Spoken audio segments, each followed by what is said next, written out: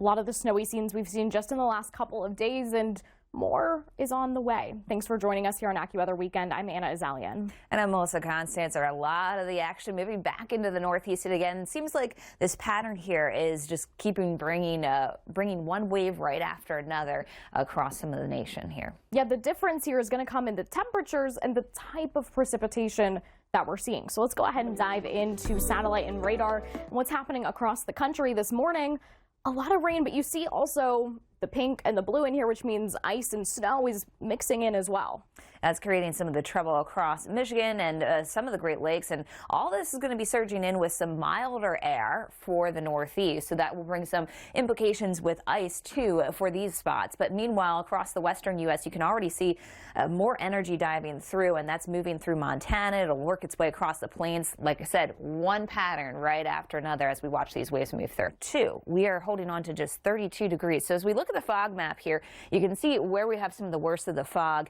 2 miles of visibility in Des Moines right now, but you can see half a mile in Peoria, and all of these darker shades here indicating some very poor visibilities.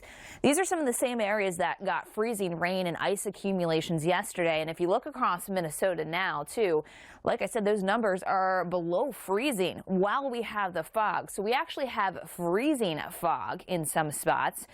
Currently, the National Weather Service has either dense fog advisories out or winter weather advisories overlapping, where we do have some of that potential for freezing fog, which can be extremely dangerous as it creates a glaze of ice on the roads. We also still have some precipitation still falling in the Duluth area, a little bit of moisture still coming down, and you can see the radar trying to pick up on a little bit more moisture. Get rid of one storm system, but the other one's already spinning up here across North Dakota, and that's going to keep sliding its way on east. You'll notice it has a big cold front that extends well to the south.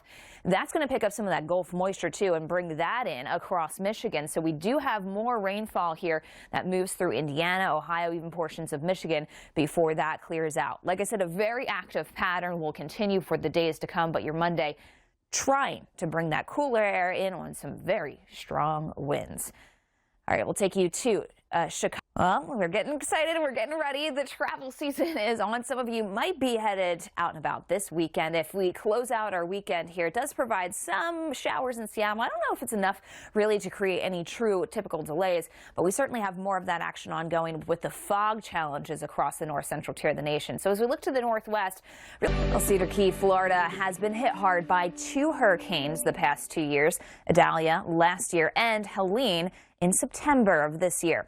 To find out how the recovery efforts are going, Bernie Reno, we want the best of luck to them as we go through kind of a quieter time, although somewhat busy sometimes for tourism here in Florida.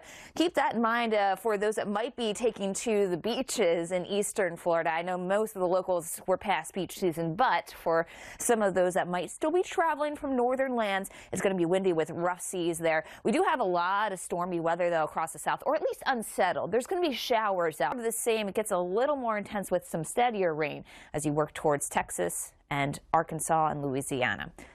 Well, from Aurora, and of course, as we talk about all of the cool things that we have seen, some of them occurring in the west, the western U.S. has dealt with some very stormy weather over the past couple of hours, especially around the Bay Area, San Francisco. You can see all the wind reports, gusts of more than 83 miles per hour. There was also a tornado report south, and that was actually one that AccuWeather App Premium Plus customers could exclusively receive 17 minutes of precious advance notice before the damaging tornado struck Scotts Valley, California, Saturday afternoon. No other known source, including the National Weather Service, ever issued even a tornado warning, and many emergency notifications from other agencies many were not issued, I should say, as those relied on the National Weather Service notifications and warnings. So only AccuWeather-based warnings would have been activated. Our goal is to help keep you safe and provide advance notice for you and your family to make those decisions.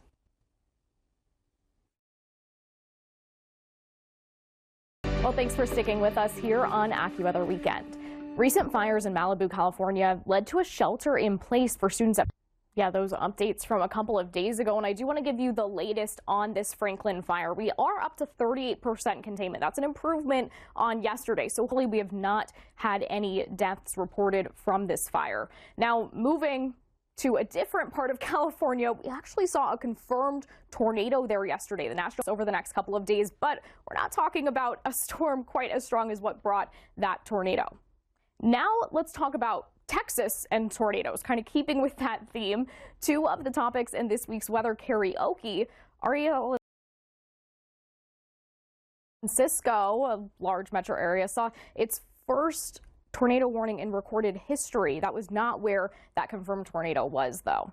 Now let's move to the southern U.S., where thankfully we are not seeing severe weather, but we are seeing some rain and thunderstorms as we move into Nashville, throughout Tennessee, into Kentucky today.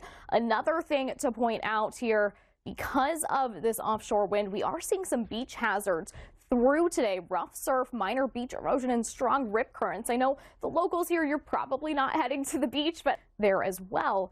Let's talk temperatures quickly. We're seeing temperatures in the 70s for Jackson.